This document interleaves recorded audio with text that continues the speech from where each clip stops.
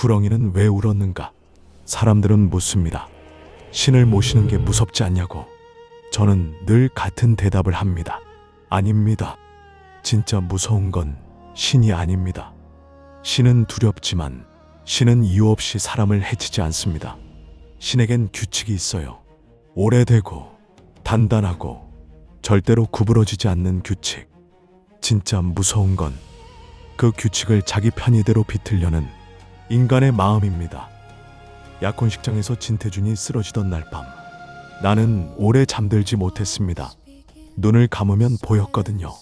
그 구렁이가 태준의 몸에서 빠져나가던 순간, 천년 묵은 원한처럼, 수십 년의 고통처럼 길고 검고 썩어가는 몸을 끌며 빠져나가던 그것이 울고 있었습니다.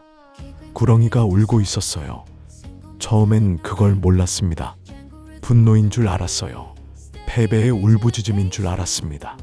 그런데 지리산으로 돌아오는 버스 안에서 창밖으로 서울이 멀어져 가는 걸 바라보다가 문득 깨달았습니다. 그건 분노가 아니었어요. 그건 강조한 한이었습니다. 억울함이었어요. 구렁이도 피해자였습니다. 이 이야기는 거기서 시작합니다. 진태준이 구속된 이후 아버지가 병상에서 내 이름을 부르던 날, 그리고 신엄마가 사라진 진짜 이유를 내가 알게 된 순간, 모든 것의 뿌리를 찾아가는 이야기입니다. 심벌은 번개처럼 내리치는 게 아닙니다. 심벌은 씨앗처럼 심어집니다. 그리고 아주 오랫동안, 아주 천천히 자랍니다. 뿌리가 땅속 깊이 박힐 때까지, 그 뿌리가 집의 기초를 뒤흔들 만큼 커질 때까지. 진씨 집안의 씨앗은 100년 전에 심어졌습니다. 그리고 진태준의 세대에 와서 마침내 싹을 틔웠습니다. 그런데 그날 밤 버스 안에서 나는 또 다른 것을 봤습니다. 창문에 비친 내 얼굴 옆에 누군가가 서 있었습니다. 버스 통로에, 아무도 없는 통로에 흰옷을 입은 사람이 서서 나를 바라보고 있었어요. 내가 고개를 돌리자 사라졌습니다. 환영인지 신인지 아니면 내가 아직 모르는 무언가인지 나는 알 수 없었습니다.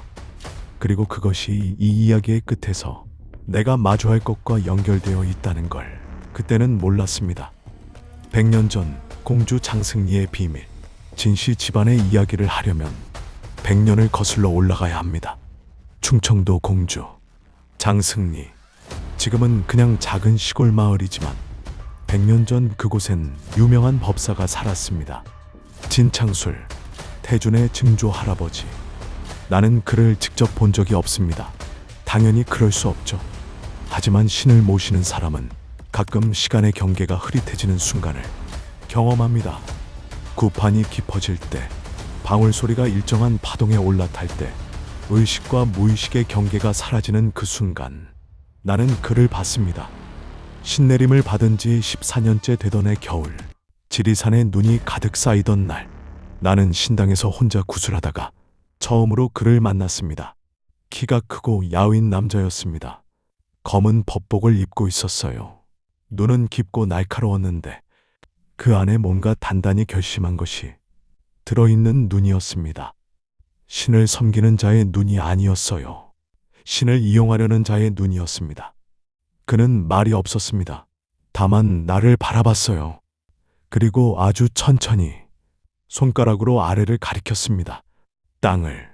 나는 그 손짓의 의미를 알아챘습니다. 뿌리, 이 모든 것의 뿌리가 땅 속에 있다는 것. 그 뒤로 나는 진창술의 이야기를 신엄마에게 물었습니다. 신엄마는 오래 침묵했습니다. 그리고 말했습니다. 그 사람은 신을 받을 자격이 있었어. 타고난 영험함이 있었지. 근데 욕심이 더 컸어. 신보다 돈이 더 좋았던 사람이야. 100년 전 충청도에는 큰 가뭄이 있었습니다. 3년 연속으로 비가 오지 않았어요. 논이 갈라지고 사람들이 굶어 죽었습니다. 그 시절에 재물을 가진 사람은 살고 재물이 없는 사람은 죽었습니다. 진창술은 그걸 봤습니다. 그리고 결심했어요. 어떤 수를 써서든 재물을 얻겠다고. 그는 신을 모시는 법사였으니 방법을 알고 있었습니다. 구렁이를 단지에 가두는 눌림굿, 뱀신을 억지로 가두어 재물운을 비는 방식. 정식 만신들 사이에서는 금기 중에 금기였지만 진창술은 개의치 않았습니다. 그는 단지를 만들었습니다. 구렁이를 잡았습니다. 그것도 보통 구렁이가 아니었어요. 그 마을 뒷산 깊은 곳, 바위 아래에 수십 년을 살던 구렁이였습니다. 크기가 어른 팔뚝만 했고 눈이 금빛이었다고 합니다. 신기를 가진 구렁이, 이미 신의 반열에 오르기 직전이었던 존재. 진창술은 그것을 잡아 단지에 가뒀습니다. 뚜껑을 닫고 지프로 단단히 묶었습니다. 그리고 빌었어요. 재물을 내려다오. 그러면 먹이를 주겠다. 구렁이는 처음엔 저항했습니다. 단지 안에서 울부짖었어요.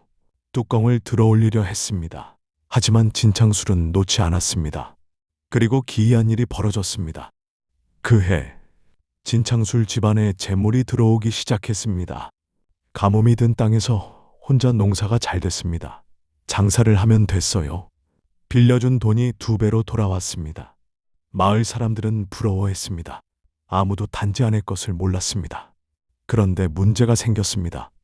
단지 안에 가둔 구렁이에게 먹이를 줘야 했어요. 쌀과 물만으로는 안 됐습니다. 그것이 먹는 건 사람의 기운이었거든요.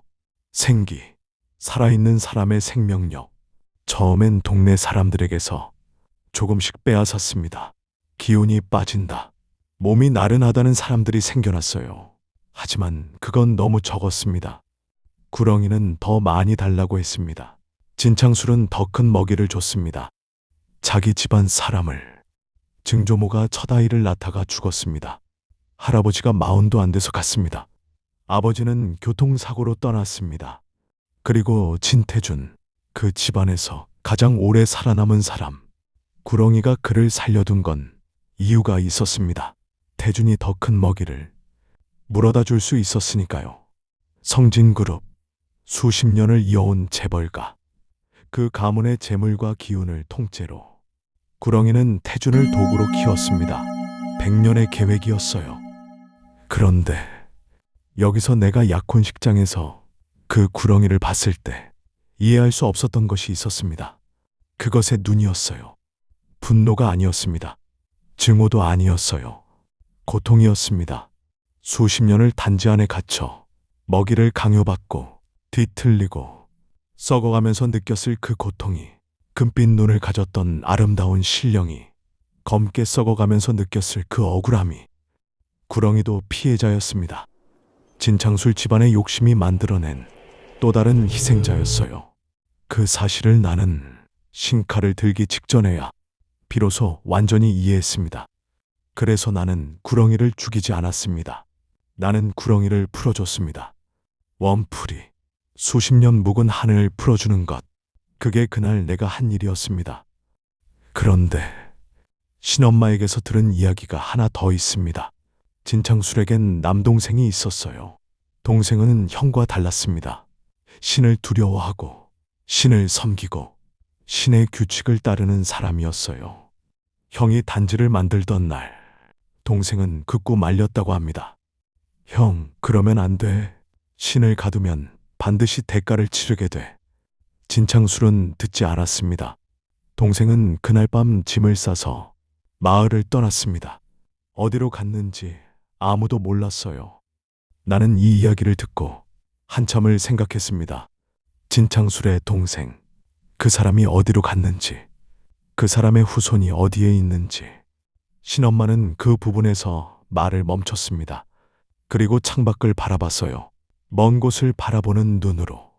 그건 나중에 이야기해 줄게. 그 나중이 아직 오지 않았습니다. 신엄마가 사라진 지금 그 이야기의 끝을 들을 수 있는 사람이 없어졌습니다. 구렁이가 주인을 먹기 시작하다 진태준이 구속된 지 사흘째 되던 날, 나는 경찰서에서 연락을 받았습니다. 형사가 전화를 했어요. 당황한 목소리였습니다. 만신님, 유치장에 좀 와주실 수 있어요? 태준이가 이상합니다. 나는 무복을 챙겼습니다. 경찰서 유치장은 형광등이 깜빡이고 있었습니다. 교대로 깜빡이는 형광등들. 관리 문제가 아니었어요. 내가 복도에 들어서는 순간 느꼈습니다. 공기가 달랐습니다. 차갑고 묵직하고 뭔가 빠져나가고 있는 공기. 진태주는 유치장 구석에 쪼그리고 앉아 있었습니다. 깔끔했던 양복은 구겨지고 더러워져 있었어요. 머리카락은 헝클어졌고 눈 밑엔 시커먼 그늘이 졌습니다. 사흘 만에 10살은 늙어 보였어요. 그리고 그는 허공을 향해 손짓을 하고 있었습니다. 뭔가를 밀어내는 손짓이었어요. 눈에 보이지 않는 무언가를 밀어내고 막고 피하려는 손짓. 형사가 낮은 목소리로 말했습니다. 어젯밤부터 저랬어요. 잠도 안 자고 밥도 안 먹고 계속 혼자 비명을 지르다가 나는 형사를 멈췄습니다. 밖에서 기다려주세요. 나는 유치장 철창 앞에 섰습니다. 태준이 나를 봤습니다. 그 눈이 약혼식장에서 보던 그 계산하는 눈이 아니었어요. 공포에 가득 찬 눈이었습니다. 보여요? 내가 물었습니다. 태준이 고개를 끄덕였습니다. 구렁이는 아직 거기 있었습니다. 약혼식장에서 내가 악연을 끊어냈을 때 구렁이는 태준의 몸에서 나왔습니다. 하지만 완전히 사라진 게 아니었어요. 단지가 아직 존재하는 한 구렁이의 원혼은 완전히 자유로울 수 없었습니다. 그리고 단지를 가진 사람이 더 이상 먹이를 줄 수 없게 되자 구렁이는 가장 가까운 것을 먹기 시작했습니다. 태준 자신을. 이것이 눌림굿의 필연적인 결말입니다. 신엄마가 가르쳐 주셨어요. 신을 가두면 반드시 뒤틀립니다. 뒤틀린 신은 반드시 주인을 먹습니다. 먹이가 없으면 가둔 자를 먹어요. 그것이 신의 규칙입니다. 인과응보. 왜 도와주는 거예요? 태준이 물었습니다. 당신한테 한 짓이 있는데. 나는 잠깐 생각했습니다. 당신한테 도움을 주는 게 아니에요. 내가 말했습니다. 구렁이한테 해주는 거예요. 그것도 피해자거든요. 나는 방울을 꺼냈습니다. 칼랑, 칼랑. 무가를 불렀습니다. 아주 낮게, 아주 조용하게 유치장 복도에 울려 퍼지는 낮은 소리로. 너의 이름을 안다. 너의 원래 이름. 금빛 눈을 가졌던 그 이름. 100년 전 공주 장승리 뒷산 바위 아래서 수십 년을 살던 그 신령의 이름. 너는 억울하다. 너는 잘못이 없다. 너를 가둔 것은 인간의 욕심이고 너를 뒤틀리게 한 것도 인간의 욕심이다. 이제 놓아준다. 단지를 깨겠다. 그 약속과 함께 나는 신칼을 내렸습니다. 태준이 갑자기 비명을 질렀습니다. 짧고 날카로운 비명. 그리고 앞으로 쓰러졌어요. 형사가 뛰어들어왔습니다. 괜찮아요. 기절한 거예요. 잠든 거예요. 내가 말했습니다. 처음으로 편하게 잘 겁니다. 형광등이 더 이상 깜빡이지 않았습니다. 그런데 형사가 돌아서려다 멈췄습니다. 아, 만신님. 태준이 취조하다가 이상한 말을 했어요. 자기가 처음 성진가를 조사할 때 누군가한테 정보를 받았다고요. 나는 멈췄습니다. 누구한테요? 그게 태준이도 얼굴을 모른대요. 편지로만 연락이 왔다고. 성진가에 대한 모든 정보가 담긴 편지가 처음 계획을 세울 수 있게 해준 사람이 따로 있다고. 태준 혼자 이 모든 걸 계획한 게 아니었습니다. 누군가 그에게 성진가의 비밀을 알려준 사람이 있었어요. 성진가의 무속 내력. 이 회장의 어머니가 만신이었다는 사실. 장남 이강희가 살아있다는 사실까지. 그 사람은 성진가를 너무 잘 알고 있었습니다. 강조 내부자였습니다. 나는 그날 밤 오래 잠들지 못했습니다. 그 편지를 보낸 사람이 누구인지, 그리고 왜 태준을 이용해 성진가를 흔들려 했는지, 그 물음의 답을 나는 아직 갖고 있지 않았습니다. 100년의 저주를 끊는 방법. 나는 공주로 내려갔습니다. 단지를 찾아야 했습니다. 구렁이의 원혼을 완전히 해방시키려면 그것을 가두었던 단지를 직접 깨야 했어요. 그것이 눌림굿을 푸는 유일한 방법이었습니다. 신엄마가 오래전에 가르쳐 주셨어요. 눌림굿은 무르는 법이 하나뿐이야. 단지를 찾아서 직접 깨야 해. 그래야 그 안에 갇힌 것이 완전히 자유로워져. 공주 장승리는 예상보다 작은 마을이었습니다. 버스에서 내리자마자 느꼈어요. 공기가 달랐습니다. 무겁고 눌리는 듯한 공기. 이 마을 어딘가에 단지가 있다는 신호였습니다. 나는 마을 어귀에 서서 방울을 한번 흔들었습니다. 칼랑. 방울 소리가 어느 방향으로 흘러가는지 느꼈습니다. 무속에서 방울은 나침반이 됩니다. 신기신기 가 있는 곳을 향해 소리가 끌려갑니다. 물이 낮은 곳으로 흐르듯 방울 소리는 신이 있는 곳으로 흘러요. 소리는 마을 뒤쪽으로 흘렀습니다. 뒷산 방향이었어요. 긴 시기 나는 산길을 올랐습니다. 사람 발길이 끊긴 지 오래된 길이었어요. 자풀이 우거지고 돌계단은 이끼로 덮여 있었습니다. 그리고 산 중턱에서 찾았습니다. 오래된 돌담으로 둘러싸인 작은 공간. 돌담 안에 낮은 나무 선반이 있었고 그 위에 단지가 있었습니다. 100년 된 단지였습니다. 검고 낡고 금이가 있었어요. 지프로 묶은 뚜껑은 새까맣게 썩어 있었습니다. 주변에 말라 비틀어진 재물들이 있었어요. 쌀, 생선, 동전, 누군가 최근까지 재를 올렸다는 증거였습니다. 태준이었겠죠. 그런데 이상한 것이 있었습니다. 단지 옆에 작은 돌 하나가 놓여 있었어요. 돌 위에 무언가 글자가 새겨져 있었습니다. 오래된 글씨였지만 읽을 수 있었습니다. 기다려라. 두 글자였습니다. 누가 새긴 것인지, 언제 새긴 것인지, 나에게 남긴 것인지, 아니면 다른 누군가에게 남긴 것인지 알 수 없었습니다. 나는 그 돌을 주머니에 넣었습니다. 나는 단지 앞에 무릎을 꿇었습니다. 방울을 들었어요. 칼랑, 칼랑. 안에서 느껴졌습니다. 아주 미세하게 아직 거기 있었어요. 그 존재가 100년 동안 갇혀있던 그 신령이. 나는 말했습니다. 오래 기다렸지요. 대답이 없었습니다. 하지만 느껴졌어요. 단지가 미세하게 떨렸습니다. 억울했지요.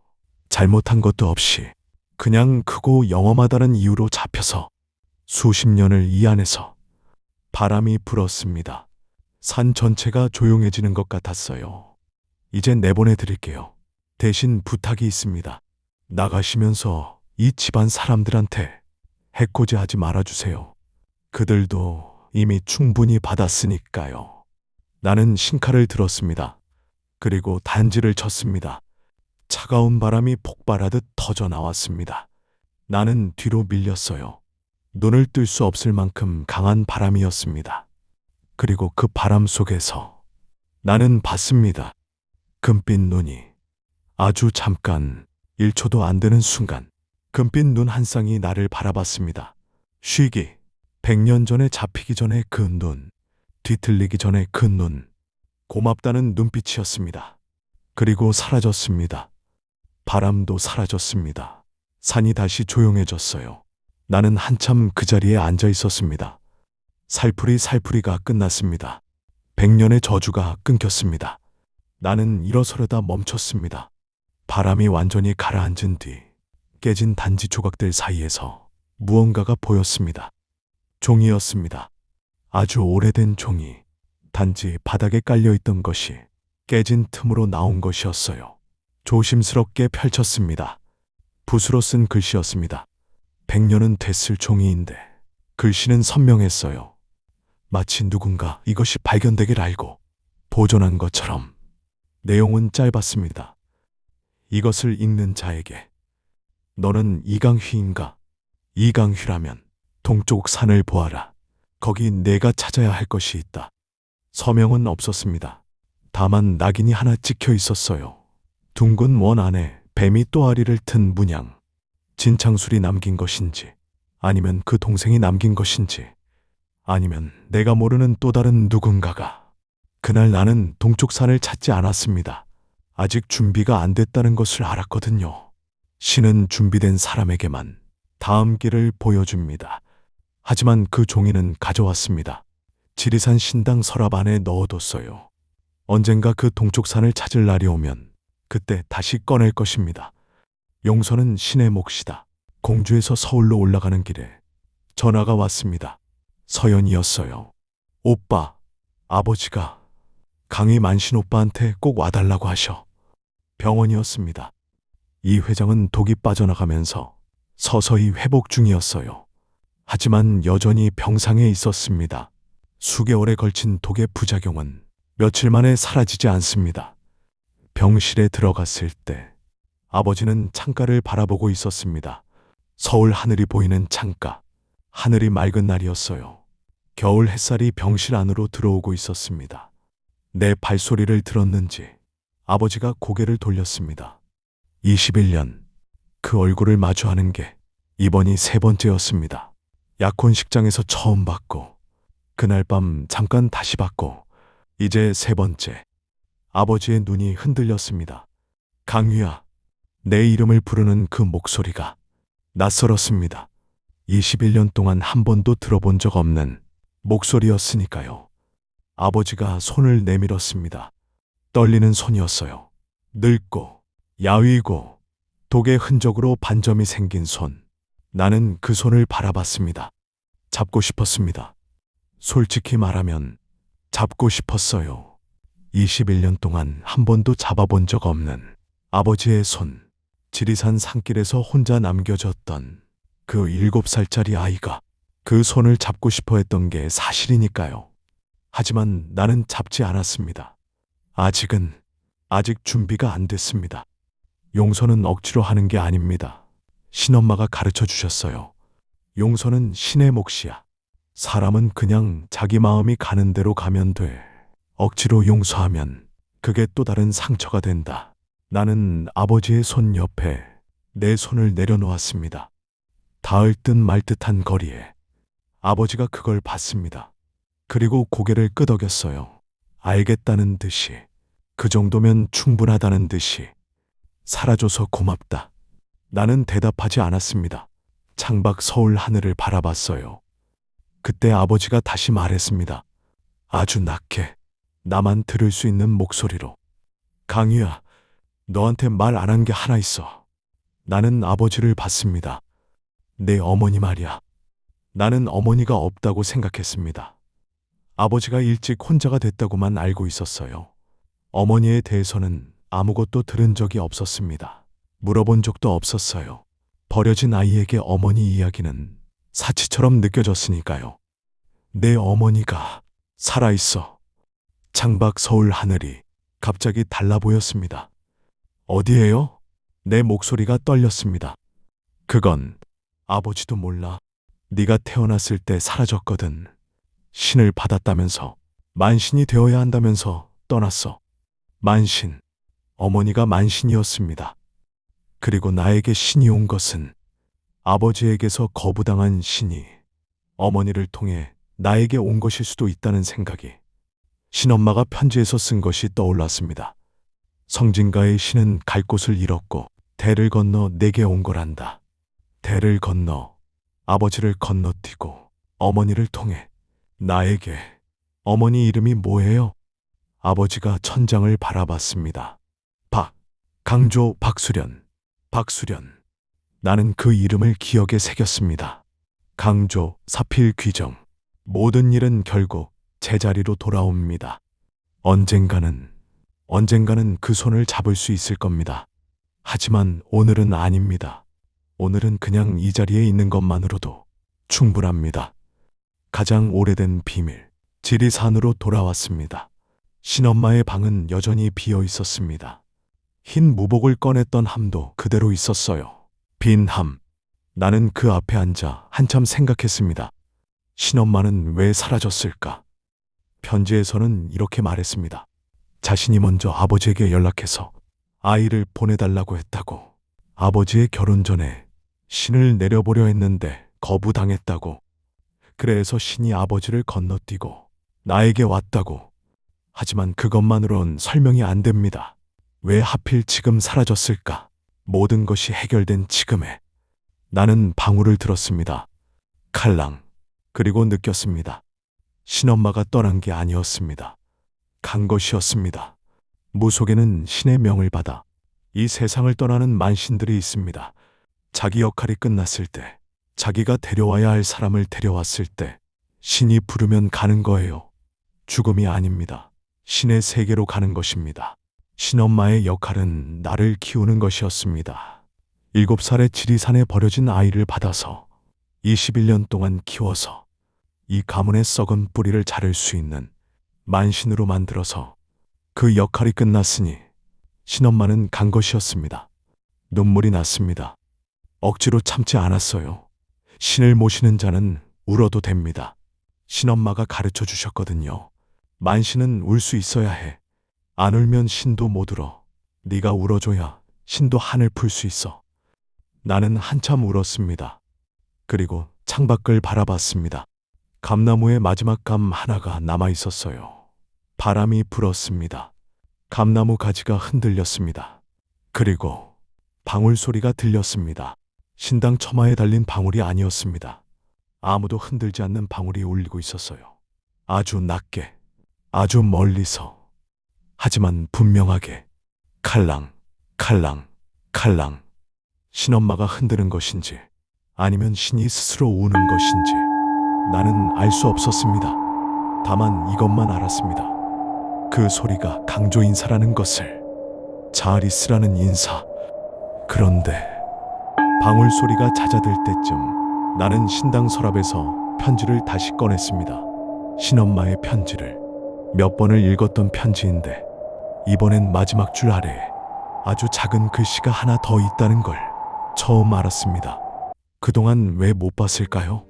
아마 볼 준비가 안 됐던 것이겠지요. 아주 작은 글씨로 이렇게 쓰여 있었습니다. 강조 박수련을 찾아라. 그 애가 내 다음 길을 알고 있다. 박수련. 아버지가 병원에서 말한 그 이름, 어머니의 이름, 신엄마가 알고 있었습니다. 처음부터. 칼랑. 흰 무복을 입은 날, 그리고 다음 길. 나는 흰 무복을 입었습니다. 신당 마당에 섰습니다. 지리산이 앞에 있었어요.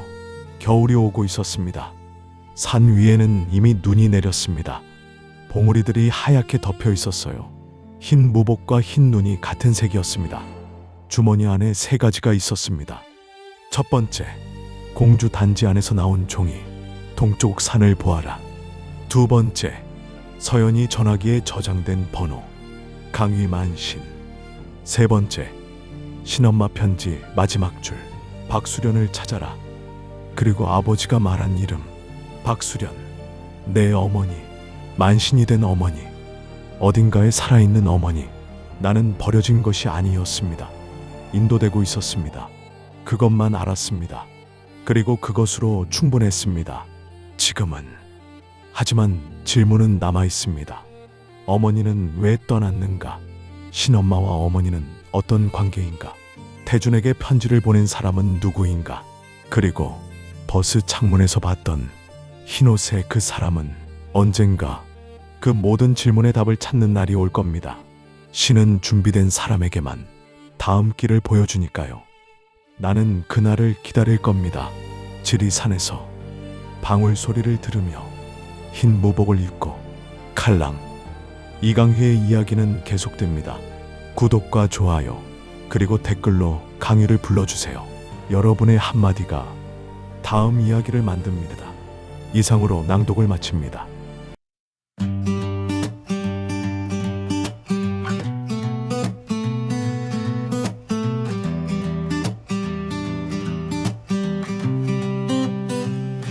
왜 나였을까? 오래 물었어. 왜 하필 나한테 이런 길이었을까? 산길에 혼자 서서 울었던 날도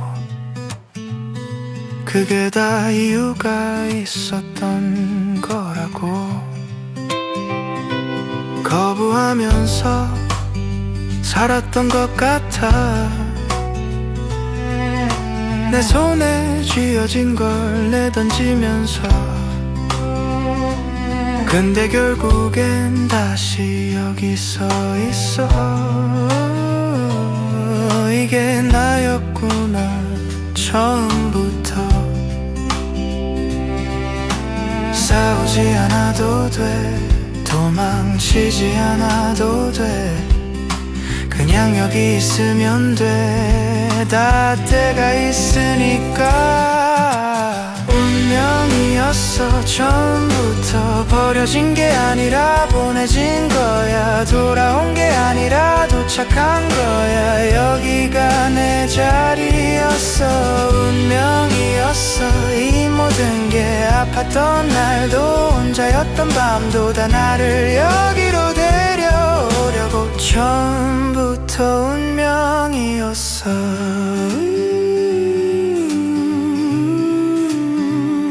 이 옷을 입고 서 있는 지금 산바람이 등을 밀어주는 것 같아. 신엄마 목소리가 들리는 것 같아. 잘 왔다고 잘 버텼다고. 울어도 괜찮아. 몰랐어도 괜찮아. 이제 알면 되니까. 다 때가 있으니까. 운명이었어. 처음부터 버려진 게 아니라 보내진 거야. 돌아온 게 아니라 도착한 거야. 여기가 내 자리였어. 운명이었어. 이 모든 게 아팠던 날도 혼자였던 밤도 다 나를 여기로 데려오려고. 처음부터 운명이었어. 칼랑칼랑 바람에 방울이 울어. 누가 흔드는 건지 몰라도 괜찮아 괜찮아. 다 괜찮아졌어.